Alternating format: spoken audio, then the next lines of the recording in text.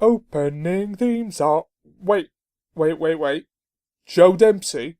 Well, guess Gendry's back then. Thanks for preserving the surprise, HBO. Fuck's sake. Anyway, we start where the battle from last week ended, and Bronn somehow manages to pull Jaime out of what was pretty deep water, despite the fact that he was wearing a full suit of plate armour and a solid gold hand, which, if you remember, was dense enough to block a sword strike in Season 5. Yeah, Bronn been hitting the gym. Give that man a fucking castle. Jaime and Bronn argue about Bronn still not having his fucking castle. Oh, and the fact that there are 3 dragons and their situation is hopeless, that too. Bronn makes it clear he's not sticking around if it comes to fighting dragons, and we cut to Tyrion exploring the ruins of the battlefield, and then to Daenerys, assuring her fallen enemies of their queen's lies. She says, "I'm not really here to kill you all with fire. Now bend the knee or I'll kill you all with fire." A few do so right away. A few more need some encouragement from Drogon. One notable exception is Randall Tarly, that one guy who can suddenly make a room feel colder upon entry. He claims he already has a queen, and Tyrion points out that he had a different one like last week. Tarly insists that it's not the same thing because Dany's a dirty foreigner with an army of savages. And she's like, fair. Then Dickon comes up and demands to be killed as well, despite his dad's protests, and Tyrion advises against it, to no avail. So he tries to reason with Daenerys to imprison him instead, and she's like, nah, and burns them both to nothing in seconds. No one else needs any convincing to bend the knee. Jaime returns to King's Landing and bursts in on Cersei to tell them they're fucked. She tries to remain optimistic, but Jaime reiterates what he saw. Nevertheless, Cersei points out that Daenerys will not be kind to them, and if they're fucked anyway, they might as well fight. Oh, and Jaime explains that Olenna killed Joffrey, not Tyrion. Anyway, back to Dragonstone. Jon's brooding by the cliff when he sees Drogon flying back with Daenerys. Drogon comes over to say hello. Jon gives him a pet, and he flies off to tell the others he made a friend. Dany tells Jon of the success of her mission and asks Jon about the knife in the heart thing. Before Jon can deny it, "Hey, Jorah's here!" He bends the knee and Dany introduces him to Jon. Emotional reunion. Cut to Winterfell and ravens fly off while Bran sits in his chair mid-meth trip, and the camera follows the birds as they fly over the mountains and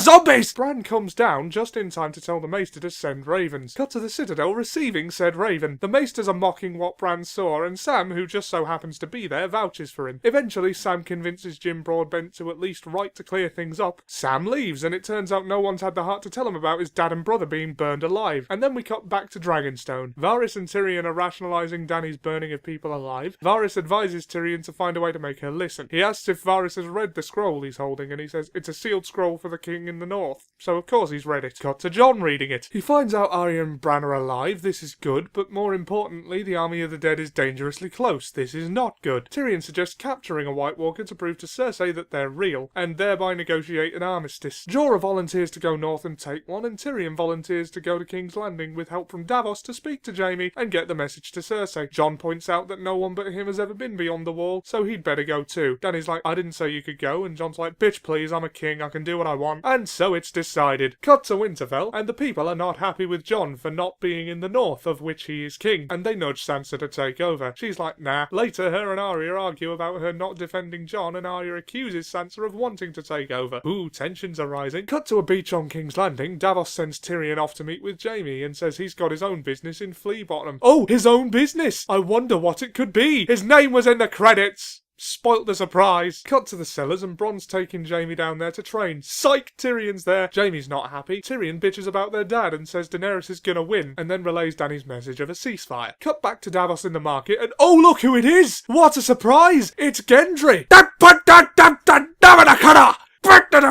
So they catch up and he mentions danger and he needs help, and Gendry's like, ballin', let's go. He picks up a hammer just like his dad's and they leave. Down at the beach they run into a couple of guards. Davos bribes them with gold and fermented crab, pitching it as a potent aphrodisiac. On their way back they see Tyrion pass them and come back. They know who it is. Not a problem, as Gendry introduces them to the business end of his hammer like a boss, and then they leave. Back to Jaime. He goes to tell Cersei he met with Tyrion. She's oddly calm about it and then says she knows, and that she might be open to peace negotiations. Oh, by the way, she's pregnant. She warns Jaime never to betray her again, and we're back on Dragonstone with Davos and Gendry. Derp! He tells him not to tell Jon who he is. He instantly tells Jon who he is, and Davos is like, may as well not even fucking be here. And they make ready to leave for the north. Jorah says his goodbyes, as does Jon. Cut to Sam copying his scrolls. Gilly casually definitely mentions something that will be very important later on eventually, but Sam is pissed off for not being taken seriously and has a rant, not paying attention. He eventually decides, fuck it, I'm leaving to actually do something, and off they go. Back to Winterfell, Arya's shadowing Littlefinger and notices him going to great lengths for a small piece of paper, which he hides in a locked room. Arya breaks in and scours the place, eventually finding it. It's the letter Sansa was forced to write in Season 1. A few Season 1 callbacks this year, aren't there? She looks disturbed and leaves. Turns out Littlefinger knew he was being followed and he's watching her. Cut to Eastwatch. That was quick. And Jon talks to Tormund to convince him to join their party. I assume he'll be tanking. Tormund says he's mad, but agrees to go, saying they're not the only ones. He introduces them to the Hound and company, who Gendry is not happy to see. They argue for a bit, and then set out into the blizzards, and the episode chooses that moment to leave us hanging.